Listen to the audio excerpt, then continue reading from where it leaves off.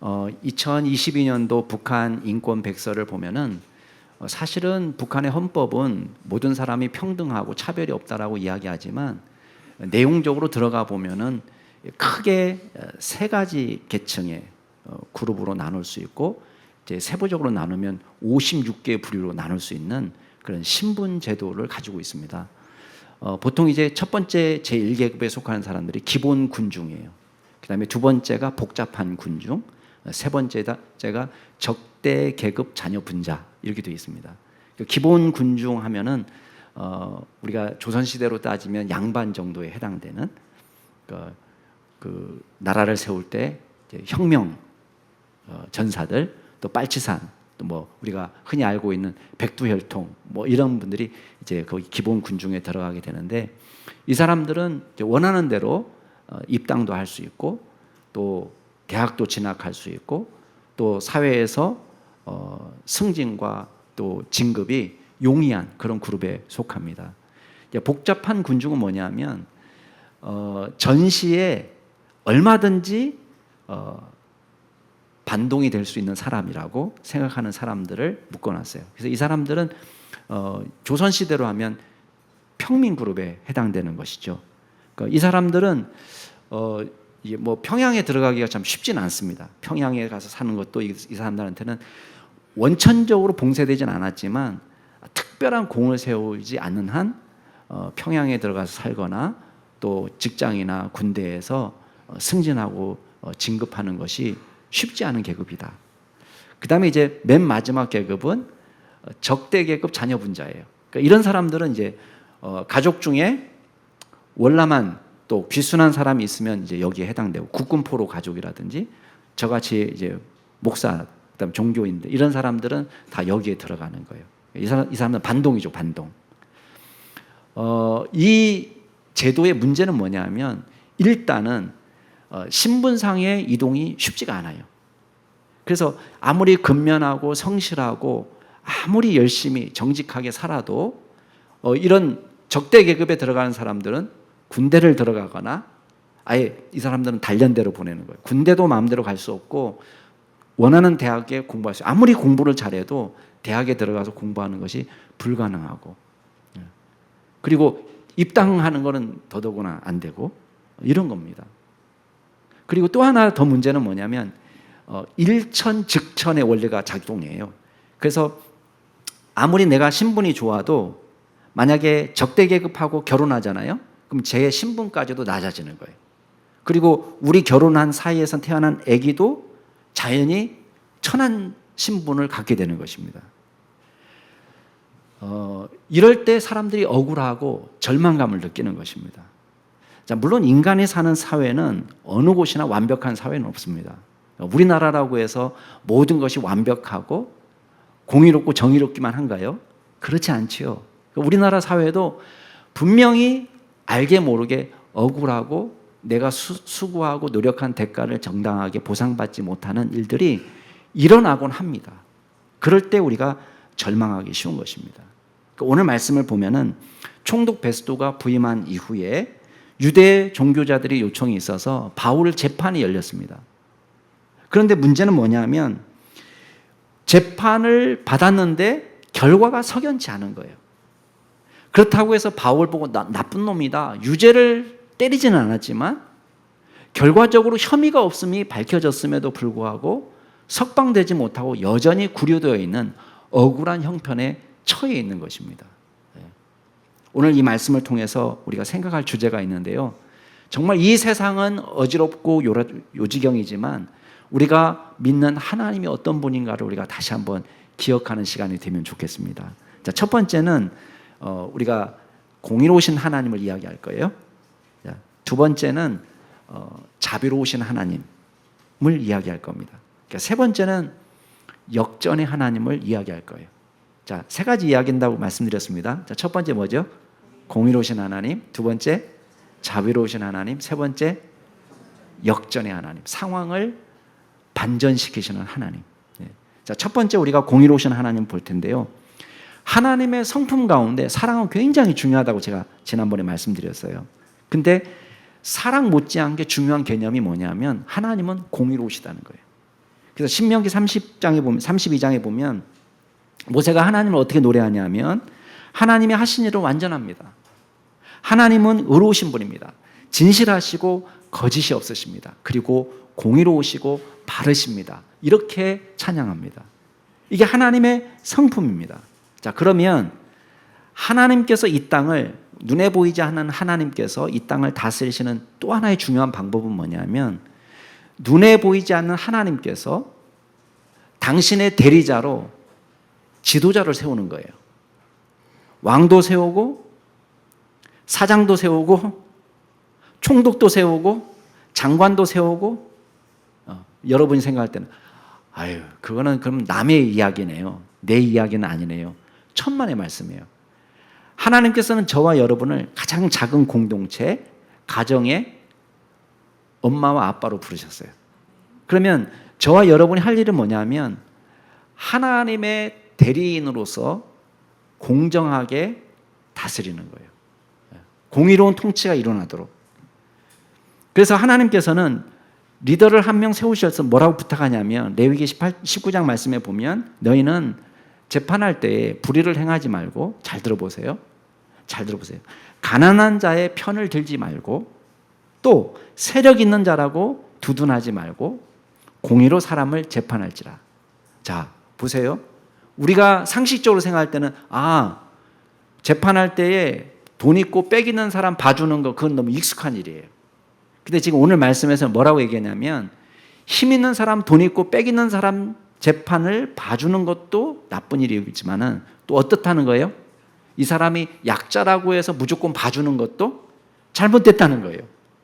그만큼 하나님은 공의로운 판단을 중요하게 생각합니다. 예전에 한 30년 전에 제가 교통사고 난 차에 조수석에 탔어요. 근데 교통사고를 당한 거예요, 우리가. 누가 봐도 이거는 우리가 당한 거예요. 근데 지금은 뭐 블랙박스도 있고 그다음에 사진 찍기도 하고 다 그렇게 되지만 30년 전만 해도 촌스러워가지고 이제 경찰이 와가지고 시비를 가려줬단 말이에요. 송구영신 예배를 앞둔 시간이었는데 교통사고를 당하니까 이제 그 바쁜 시간에 경찰서까지 간 거예요. 경찰서 가서 따져보니까 시시비비를 따져보니까 이제 마을 버스가 와서 우리를 받은 거예요. 그러니까 100% 네가 잘못했네. 경찰관이 분명히 그렇게 얘기했어요. 네 잘못했네. 그리고는 사인하고 헤어졌어요. 근데 나중에는 어떻게 됐는지 아세요? 50대 50이 된 거예요. 그 왜 그러냐? 이 마을버스 기사가 너무 불쌍하게 된 거예요. 일단은 보험이 없어. 그것도 심각하죠. 그 다음에 마을버스 기사는 이걸 경력을 잘 쌓아서 무사고 운전을 몇 년을 해야지 그 다음에 시내버스로 가는 건데 경력에 하자가 생기게 된 거예요. 그리고 이 마을버스는 이 경찰서 관할하에 있는 회사인 거예요. 그러니까 경찰관하고 이 마을버스 회사하고는 우리보다는 가까운 사이인 거예요. 그러니까 결과가 뒤집어졌어요. 자, 우리가 상황을 다 알고 나서 물론 박박 우기면 되긴 되는데 또 우리가 볼 때에도 이 마을버스 기사가 젊고 지금 앞이 창창한데 우리가 막 고집 피우면은 물론 우리가 손해는 안 보겠지만은 이 사람 너무 불쌍하니까 그냥 나중에 바뀐 결과에 대해서 사인해주고 손해를 일부 감수했습니다. 이분도 좋은 크리스찬이었기 때문에 사랑이 많은 분이었기 때문에. 자, 그러나 제가 뭘 느꼈냐면 어떻게 된 거예요? 판결이 왜곡된 거예요. 이런 일이 벌어진단 말이에요. 근데 하나님은 적어도 우리 가운데서 어떠한 일이 벌어지길 원하냐면 정의로운 판단이 이루어지기를 바랍니다. 이스라엘 통치할 때 가장 공의로운 왕으로 알려진 사람 누구죠? 자, 정의와 공의로 유명한 왕이 누구예요? 다윗이에요. 다윗. 네. 그래서 사무엘하 보면은 다윗의 통치를 뭐라고 정의하냐면 온 이스라엘 다스릴 때 다윗이 온 백성을 정의와 공의로 다스렸다고 되어 있습니다. 이게 다윗의 통치를 이야기하는 아주 대표적인 문구예요. 근데 현실은 어떻습니까? 우리가 공정한 지도자를 만나기가 쉽습니까? 어렵습니까? 어려운 거예요. 여러분은 공정한 지도자가 됩니까? 안 됩니까? 어려워요. 우리가 부모로서 너무 어렵습니다. 근데 지금 총독 베스도가 바로 그런 거예요. 자, 지금 배경은 어떤 배경이냐면 아그리빠 왕과 버니게가 지금 총독이 새로 부임했다고 하니까 가이사랴까지 문안 인사 왔어요.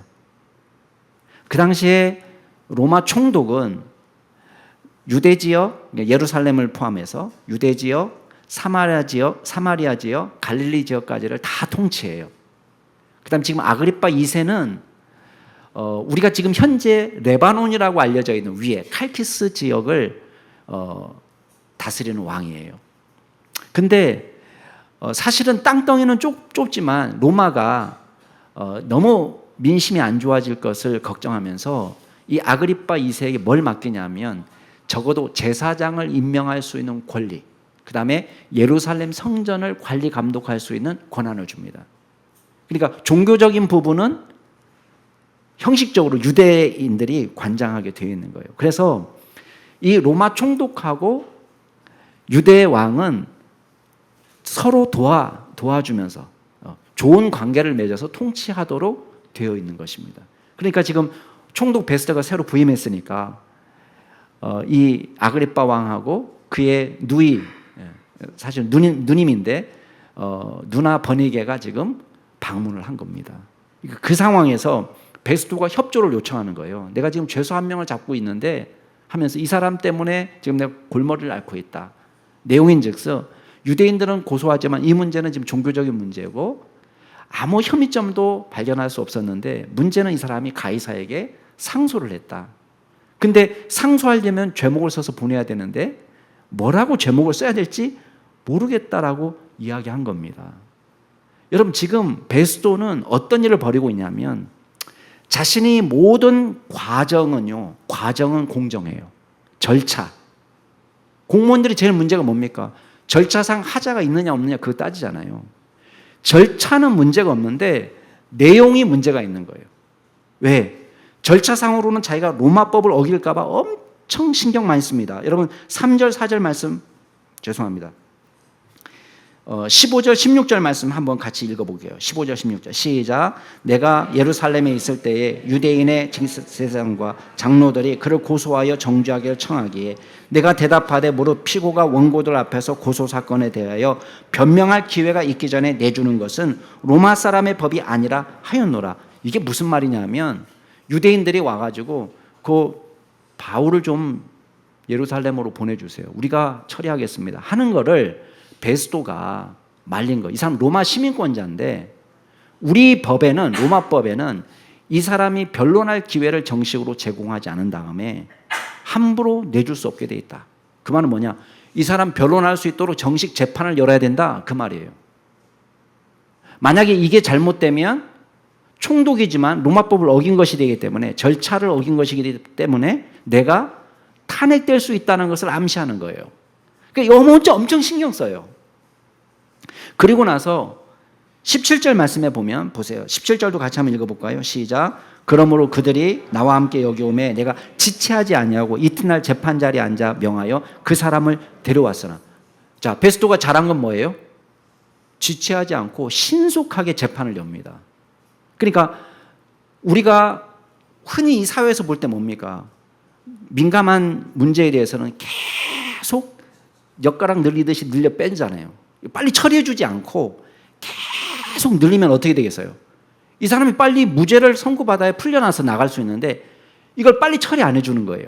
근데 베스도는 적어도 지체하지 않고 신속하게 재판을 열 정도로 좋은 행정관이에요. 자, 18절 19절 같이 한번 읽어보겠습니다. 시작. 원고들이 서서 내가 짐작하던 것 같은 악행 혐의는 하나도 제시하지 아니하고 오직 자기들의 종교와 또는 예수라는 이게 죽은 것이 살아있다고 바울이 주장하는 그 일에 관한 문제로 고발하는 것뿐이라. 자, 사건을 아주 신속하게 이해했습니다.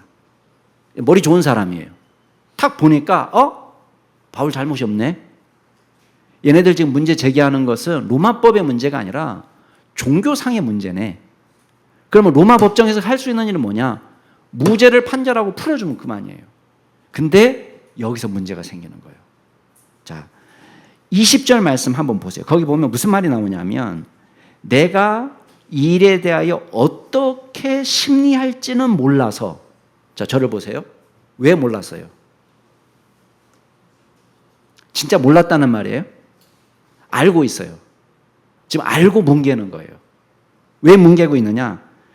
지난번 말씀에서 본 것처럼 유대인의 마음을 얻기 위해서는 무죄를 내리면 안 되는 거예요. 그러니까 알면서 지금 뭉개고 있는 거예요. 그러면서 21절에 바울한테 뭐라고 제안하냐면 20절 끝에 보면 너 예루살렘에 올라가서 이 일의 신문 받을래? 라고 물어보는 거예요. 정의로운 판결을 위해서 천만의 말씀이에요. 정의를 위해서나 공의를 위해서는 밥 말아 먹었어요. 무엇을 위해서냐? 이 사람은 지금 사람들한테 잘 보이기 위해서, 여론을 위해서 엉망진창으로 만들어 놓은 것입니다. 여러분, 저와 여러분이 이거를 잘 기억해야 돼요. 이 세상이 공의롭지 못할 때가 많습니다. 지도자가 힘써야 될 것은 뭐냐? 저와 여러분이 크고 작은 공동체의 지도자인데 우리 지도자가 하나님의 대리인으로서 우리가 수행해야 될 가장 중요한 사업이 뭐냐면 우리가 속한 공동체에서 억울한 사람이 없게 돼야 돼요. 그래서 정의와 공의를 세우기를 힘써야 되는 것입니다. 근데 우리는 뭐만 중요하게 생각하느냐? 절차상의 문제만 중요하게 생각해요. 자, 우리 이제부터 공정하게 모든 내용들을 가족회의해서 결정하자. 자녀들이 막 억울해하니까 우리 가족회의 합시다. 그래가지고 가족회의를 하는 거예요. 근데 문제는 뭐냐면 회의는 있는데 그 회의가 회의 시간이 아닌 거예요. 뭐 하는 시간이에요? 아빠가 잔소리하는 시간. 엄마가 정죄하는 시간. 너 이놈 자식아. 너 그걸 지금 똑바로 하는 것이냐? 그 규칙이, 그럼 그 규칙이 뭐냐? 그 규칙은 자기가 정한 규칙이에요. 엄마 아빠가 일방적으로 통보한 규칙이에요. 가족회의에서 결정된 규칙이 아니고 엄마 아빠가 정해놓은 규칙을 어겼기 때문에 얘는 지금 정죄받고 야단맞고 억울한 거예요. 어떻게 할 거냐 너. 그러면 이게 규칙을 바꿔서 잘 할 수 있는 방향으로 나가는 것이 아니라 일의 중요성을 따라서 그렇게 가는 것이 아니라 어떻게 내는 거예요? 몇 대 맞을래? 이거부터 결정하는 거예요 지금. 너 몇 대 맞을 거야? 몇 대? 몇 대? 그럼 막 애가 막 100대 맞는다고 그래요. 그렇죠 막 100대. 100대 맞으라는 말은 무슨 말이겠어요? 날 죽이시오 그 말 아니에요? 그러면 정신 있는 엄마 같으면 뭐라고 얘기해 줘야 돼요? 너 입으로 말했어 너 100대야 너 다음 주에 나 100대야 이렇게 말하면 안 되는 거예요. 뭐라고 얘기해 줘야 돼요? 너 100대 맞으면 죽어 이렇게 말해 줘야 되는 거예요. 한 대 어때? 한 대. 자, 이거 규칙 어기면 한 대 어때? 어때요? 상식적입니까? 비상식적입니까? 예? 상식, 100대가 상식이에요? 아니잖아요. 한 대로 하자. 애들이 막 말을 다시는 안 하겠습니다. 다시 나가면 제가 저를 쫓아내세요. 어떻게 쫓아내겠어요?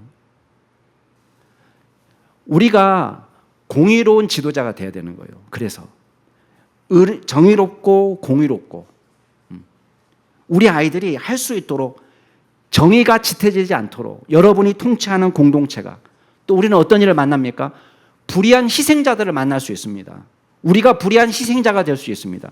우리는 힘이 없기 때문에 바울처럼 당할 수 있습니다. 그때 우리가 할 수 있는 일은 무엇입니까? 우리가 할 수 있는 일은 없는 거예요, 사실은.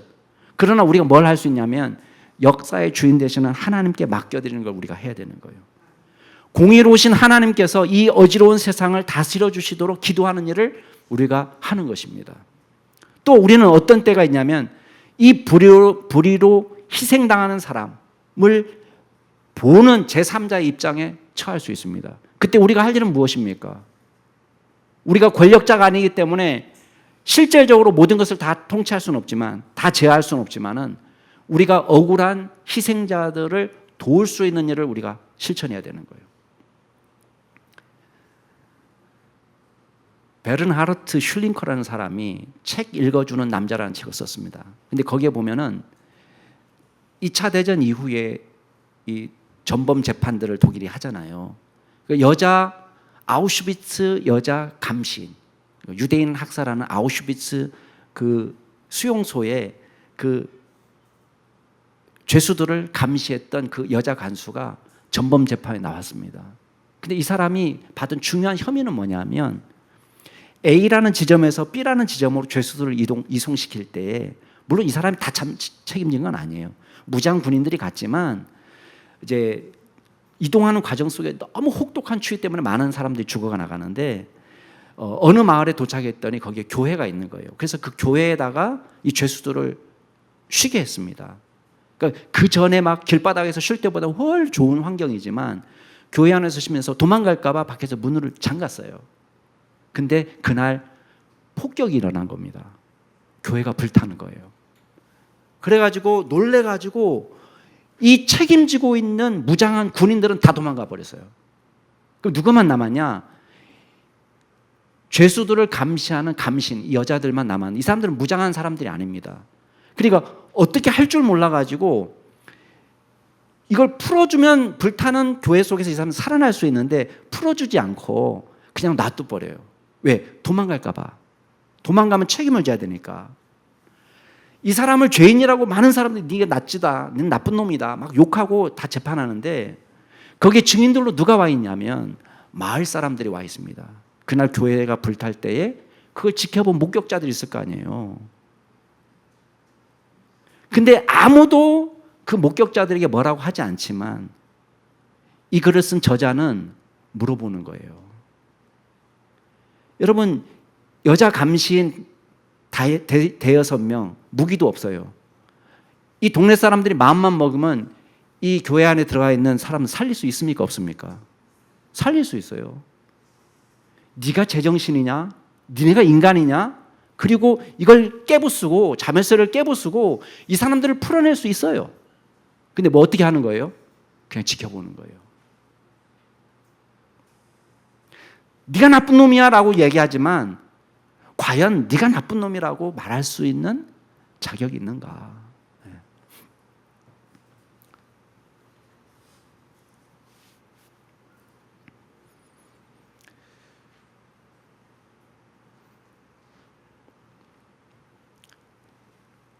두 번째 우리가 하나님 말씀 속에서 우리가 기억할 게 있습니다. 그 뭐냐면 하나님은 은혜로우시다는 거예요.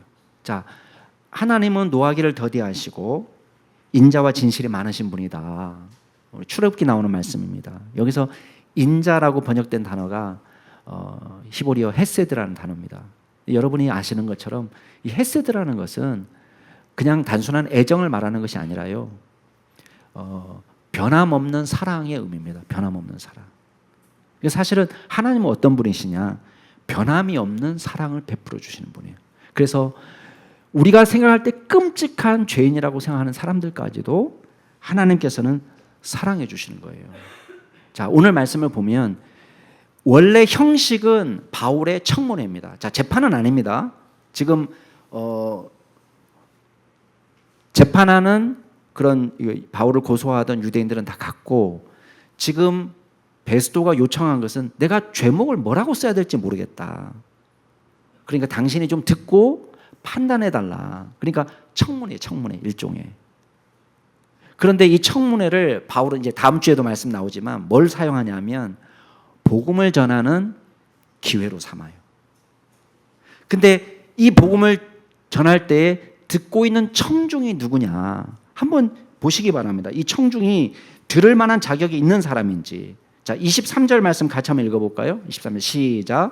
이튿날 아그리빠와 버니게가 크게 위험을 갖추고 와서 천부장들과 시중의 높은 사람들과 함께 접견 장소에 들어오고 베스도의 명으로 바울을 데려오니.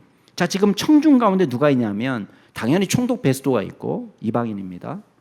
그 다음에 아그리빠 2세와 버니게가 있습니다. 이 사람도 유대인들입니다.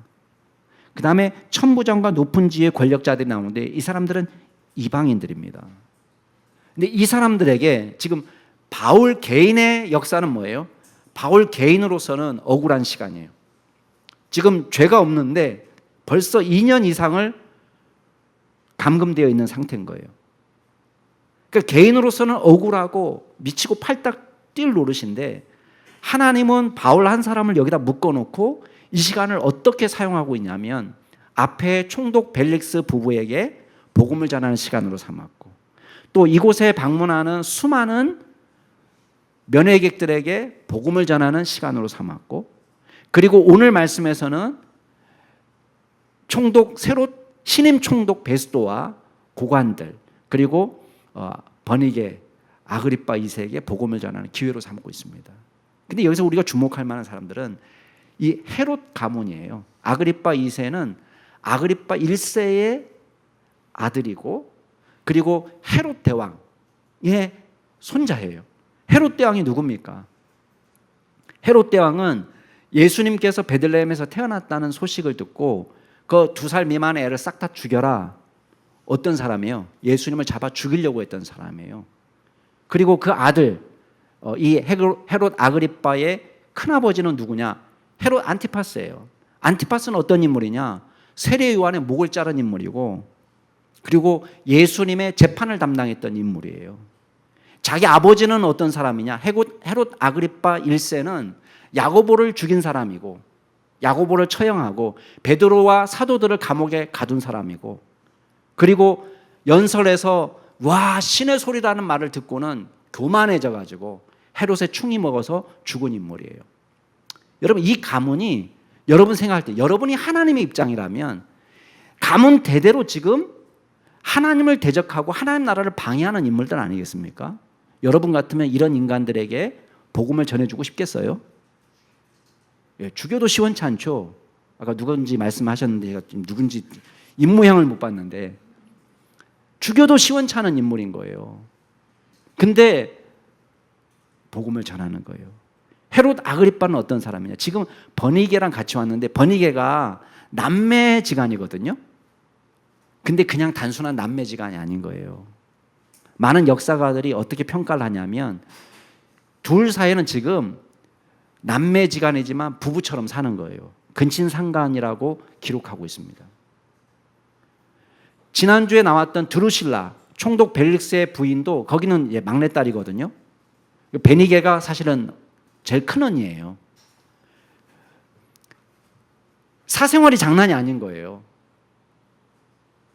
지금 여러 남자를 거쳐서 지금 자기 남동생하고 같이 부부처럼 살고 있는데 하도 소문이 안 좋으니까 나중에 어떻게 되냐면 이 사람이 길리기아 왕하고 결혼합니다. 근데 그 결혼 생활이 오래 가지 못해요. 또 이혼해서 다시 돌아왔어요. 너무 소문이 안 좋으니까 다시 이 사람을 어디로 보내냐면 로마 황제 베스파니안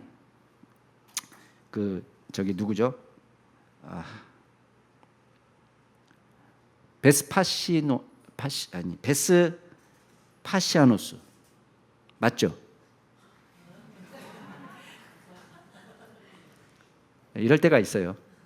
베스파시아누스하고 티투스가 이제 예루살렘을 점령한 왕인데 그 당시에는 이제 아들이죠. 티투스 황제가 되기 전이죠. 근데 이 아빠하고 아들 사이로 왔다 갔다 하는 연인이에요. 이 사람이 어떤 야욕을 가졌냐면 내가 로마 황제의 황후가 되겠다. 나중에 이 사람 신분이 유대인이기 때문에 결국은 주변 사람들이 워낙 반대가 심해가지고 그 야망을 이루지 못했습니다. 쉽게 말하면 제가 무슨 버니게하고 원수를 맺어가지고 이렇게 이 사람을 나쁘게 평가하겠습니까? 그러나 우리가 주목할 건 뭐냐면 세속 역사가들이 수군수군 할 정도로 깨끗하지 못한 이 인물에게 지금 바울은 뭐 하고 있는 거예요? 복음을 전하는 거예요. 자, 이 장소는 누가 마련하신 거예요? 하나님이 마련하신 거예요. 그러니까 하나님은 차별 없이 복음을 전해 주신 것입니다.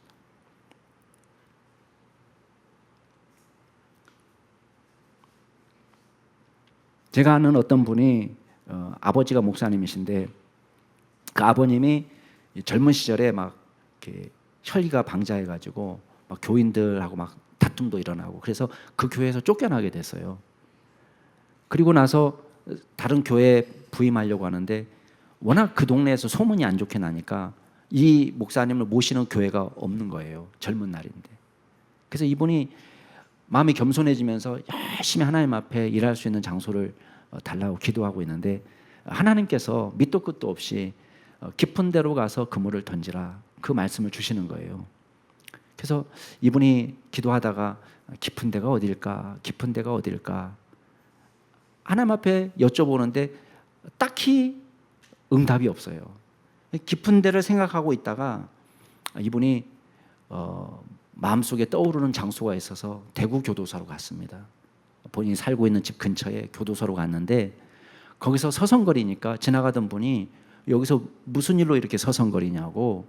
그랬더니 이분이 제가 목사인데 여차여차해서 하나님 깊은 데로 가서 그물을 던지라고 그러는데 혹시나 여기가 깊은 데일까 싶어서 왔습니다. 이 말씀하는 대상이 이 대구 교도소 소장님 거예요. 그래서 저랑 같이 들어가서 차나 한잔 합시다 그러면서 부탁하기를 여기서 혹시 사형수들이 있는데 사형수들을 만나서 교정 작업을 좀 해주실 수 있겠냐고. 그래서 이분이 그 다음부터 일하기 시작해서 무려 돌아가실 때까지 37년 동안 대구 교도소에서 사형수들을 대상으로 사역했습니다. 어느 날 갑자기 목사님 오늘 들어오셔야 되겠습니다. 그날은요 집행하는 날이에요. 요새는 우리가 사형수 집행이 없잖아요. 근데 그 당시만 해도 사형수 집행이 있으니까 목사님 오늘 아침에 들어오셔야 되겠습니다. 그러면 들어가서 죄수를 위해서 기도해주고 이제 집행하는 거예요. 근데 그날도 이제 전화를 받아서 갔는데 연쇄 이게 토막 살해범이에요. 그래서 이 사람이 사형을 받게 됐는데 달려와서 자기의 손을 붙잡더라는 거예요. 그러면서 부탁하기를 목사님 제가 오늘 하나님 만나러 갑니다. 그러니까 제가 하나님 만나서 목사님 얘기 해드릴 테니까 혹시 필요한 거 있으시면 말씀하시라고. 그래서 이 목사님이 사실은 젊은 시절부터 심장이 안 좋아가지고 설교하다가도 쓰러지신 적이 있을 정도로 심장 때문에 고생이 있어요. 그래서 이 목사님이 자기가 이 사역을 오래 하고 싶은데 건강이 안 좋다. 나를 위해서 좀 심장 좀 하나님 고쳐달라고 얘기해줘라. 그렇게 부탁을 했는데 그날 이후로 심장 때문에 죽을 때까지 고생하지 않으신 거예요. 자기는 불치병으로 알았는데. 자, 제가 말씀드리고 있는 핵심을 잘못 파악하시면 안 돼요. 곧 죽을 사람한테 기도해달라고 부탁하면 잘 응답되더라. 이 이야기가 아닙니다. 이 이야기의 핵심은 뭐예요? 우리가 사람을 토막내서 죽인 살인범에게도 하나님은 은혜를 베풀어 주신다는 거예요. 마지막으로 우리가 기억할 게 있습니다. 하나님은 어그러진 세상을 바로잡아 주시는 분이다. 역전의 하나님이다. 여러분 23절 아까 읽었는데 이 아그리빠와 버니게의 모습을 한번 보십시오. 크게 위험을 갖추고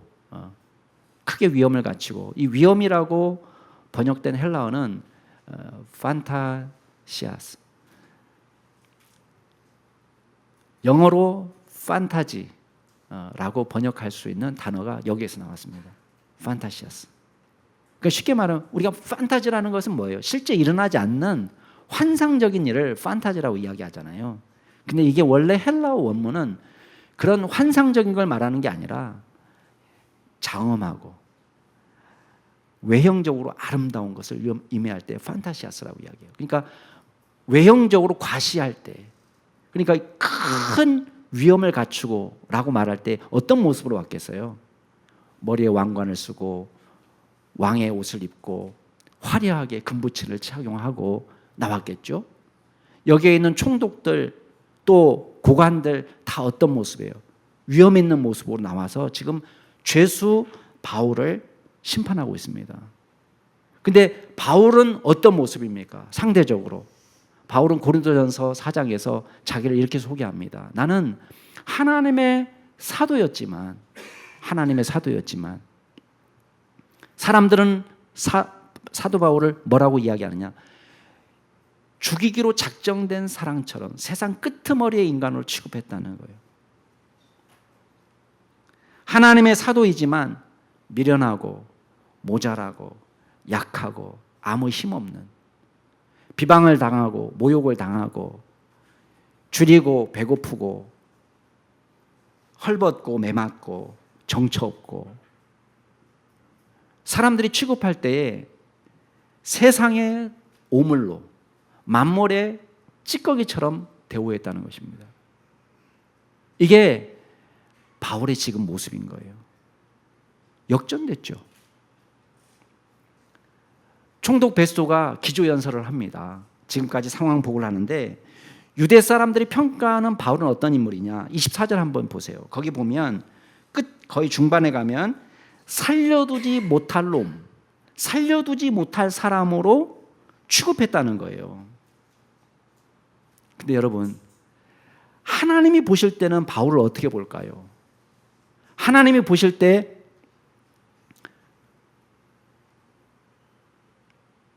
저와 여러분은 어떤 존재입니까? 베드로전서 2장에 보면은 우리를 택하신 족속이요 왕 같은 제사장이라고 부르고 있습니다. 세상 사람들은 살려두지 못할 종자라고 이야기하지만 하나님은 우리를 보실 때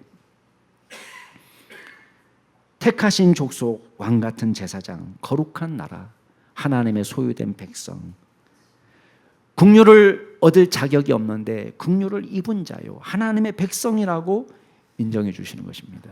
이게 역전이에요. 역전.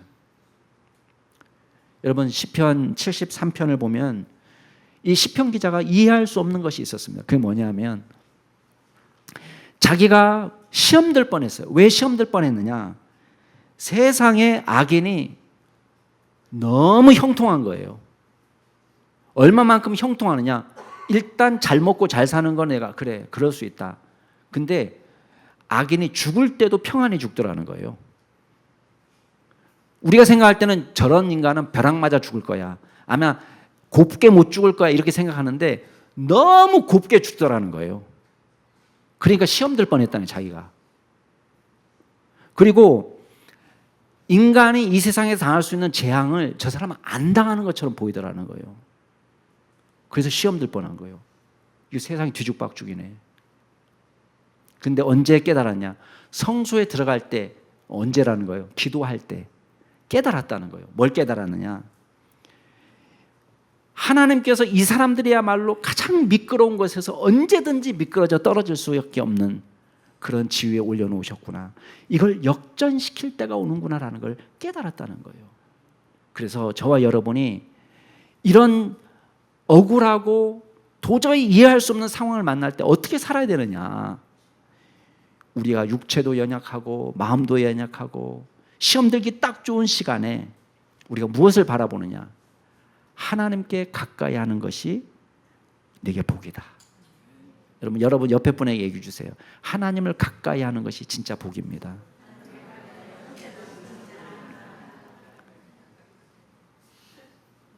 역전의 하나님께서 지금은 아그리빠와 버니게가 왕관을 쓰고 큰 위엄을 갖추고 나타나지만 최종적으로 하나님의 심판대 앞에서는 이 상황이 역전돼요. 왕 같은 제사장으로 주님과 더불어 당신의 나라, 하나님의 나라의 주된 백성으로서 통치권을 갖는 상황이 역전된 거예요. 사랑하는 성도 여러분, 우리가 이 세상을 보면 낙심할 것밖에 없습니다. 어지럽습니다. 거짓과 불의가 판을 칩니다. 의인이 오히려 박해를 받는 것 같고 악인은 죽을 때도 곱게 죽는 것 같이 보입니다. 시험 들기 딱 좋은 상황입니다. 그러나 그럴 때 저와 여러분은 어떤 시간으로 삼느냐? 우리 지난주에 우리 하나님의 시간이라고 이야기했는데 감사와 기쁨과 믿음과 인내의 시간들로 채워나갈 수 있기를 주의 이름으로 축복합니다. 주님 안에서 역전된 날이 옵니다. 이 시간은 악인들에게 회개의 기회를 주시는 거예요. 은혜가 한없으신 주님이 오래 참으시고 그들도 회개하고 돌이키기를 기대하실 것입니다. 그러나 그때가 영원하진 않습니다. 마지막 최종적으로 상황이 역전되는 날, 우리의 약함이 강함을 입을 때가 옵니다. 우리의 썩음이 영광스러운 몸을 입을 때가 옵니다. 우리 몸이 마지막 승리의 날을 기다리고 있습니다. 아직 구원의 때가 오지 않았습니다. 그러나 이 시간을 살아가는 저와 여러분이 늘 하나님과 가까이 하면서, 주님과 가까이 하면서 주님의 영에 사로잡혀서 능력 있는 그리스도인으로 살아가는 저와 여러분이 될 수 있기를 주의 이름으로 축복합니다. 같이 한번 기도하겠습니다.